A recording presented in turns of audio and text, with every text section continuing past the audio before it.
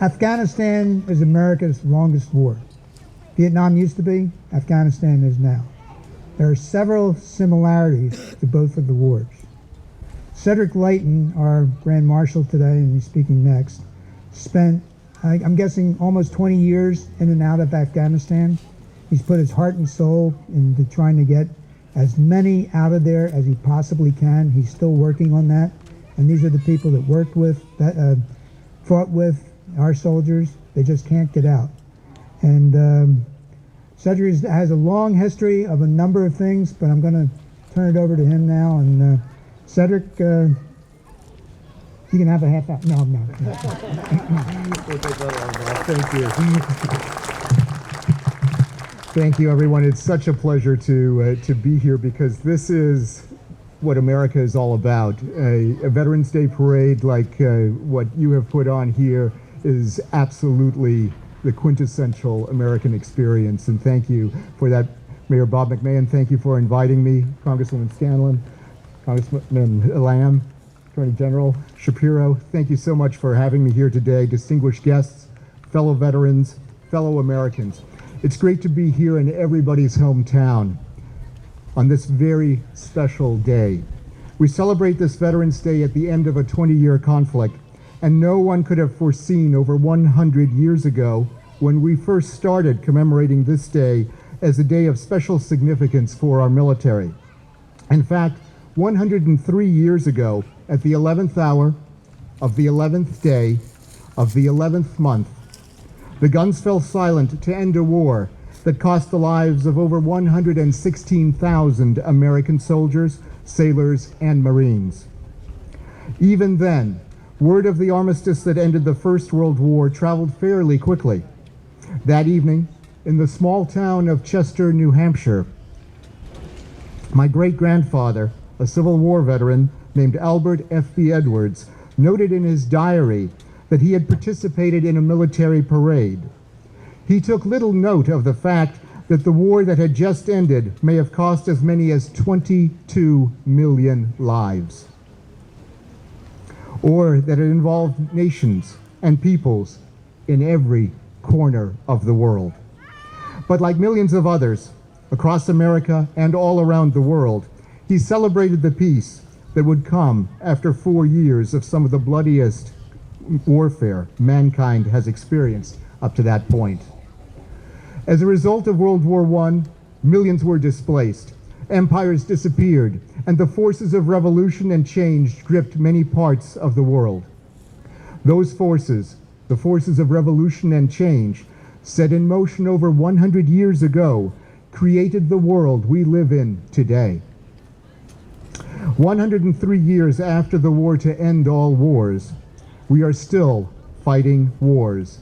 And we are joined today by many fellow veterans who fought in World War II, the Cold War, the Korean War, Vietnam, Desert Storm, and Operations Iraqi Freedom and Enduring Freedom. Just as the Doughboys changed the course of history in World War I, the GIs of all the conflicts that came after made their mark on the world, and by their valor granted freedom to peoples who had never known freedom before. It was they who destroyed the tyrannies of Nazism, fascism, and communism. It was they who freed peoples from Islamic fundamentalism and kept our homeland safe from terrorist attacks.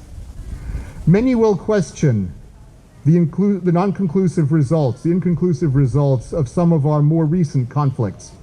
Certainly, while a decisive victory in which a brutal enemy is annihilated is a desirable outcome, we must always remember that there are few ways to win a war and many ways to win the peace. Few would have predicted that the Cold War would end as it did 32 years ago this week, with the fall of the Berlin Wall, and hardly a shot being fired.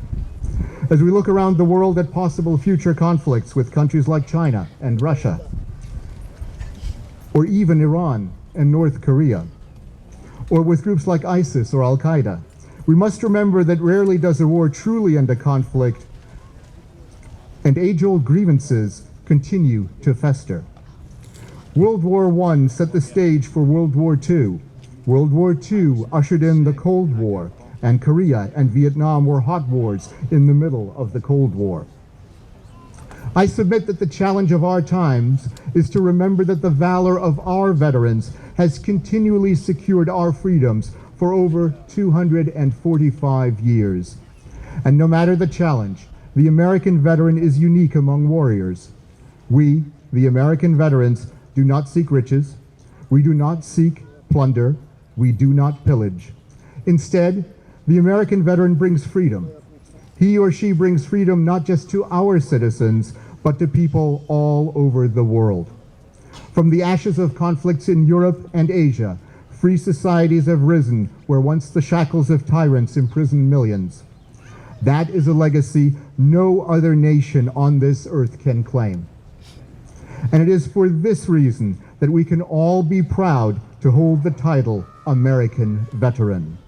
The soldiers, sailors, airmen, Marines, and Coast Guardsmen we see here today are the guardians of a precious legacy.